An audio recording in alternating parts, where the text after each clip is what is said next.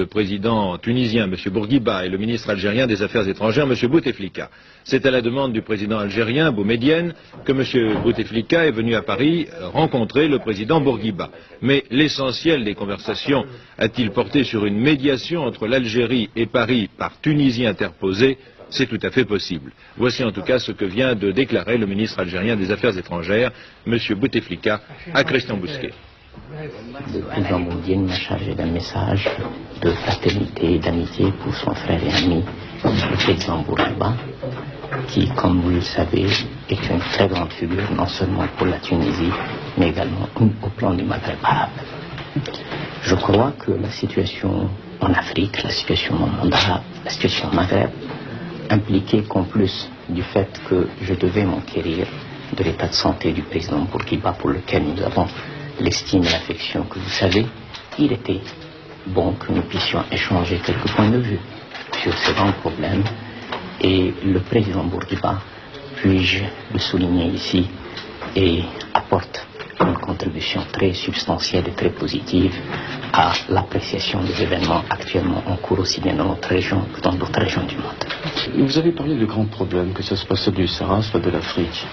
Est-ce que, comment dirais-je, il en a été question, ou est-ce que la France est impliquée dans les conversations que vous avez eues avec le président Bourguiba? Vous savez, quand vous dites tel ou tel autre pays est impliqué, cela ne veut pas dire que les responsables politiques sont impliqués ou qu'ils partagent nécessairement les opinions des uns des autres. Ce qui est absolument certain, c'est que la politique algérienne est une politique extrêmement claire, et je n'ai pas besoin de l'expliquer ici. De même que l'estime, je pense, l'estime dont bénéficie le président Bourguiba, à la fois en Tunisie, en dehors de la Tunisie, font que naturellement, il ne peut être qu'écouté, principalement sur les problèmes qui se posent dans une région à laquelle la Tunisie appartient tout naturellement.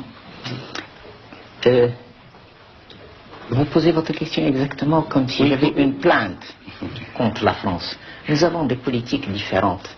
Il serait souhaitable que la France, son peuple, ses dirigeants, puissent enfin comprendre que nos intérêts ne sont pas nécessairement divergents et qu'il y a possibilité de s'entendre sur la base d'une présence politique, d'une présence économique, d'une présence culturelle, d'une présence commerciale, certainement pas sur la base d'une présence militaire.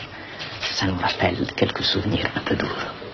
Donc si vous aviez qualifié les relations entre la France et l'Algérie à l'heure actuelle, et en fonction de ces problèmes dont vous parlez, qu'employeriez-vous comme terme? Oh, vous savez, je crois être dans la maison de quelqu'un qui un jour avait dit qu'il ne fallait jamais insulter l'avenir.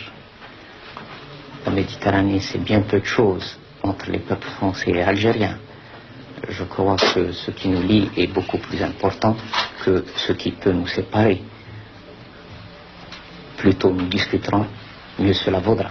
Mais j'ai bien expliqué que s'il n'y avait de préalable ni d'un côté ni de l'autre, il est tout à fait clair que le recours à l'intervention armée n'est pas la meilleure façon de dialoguer.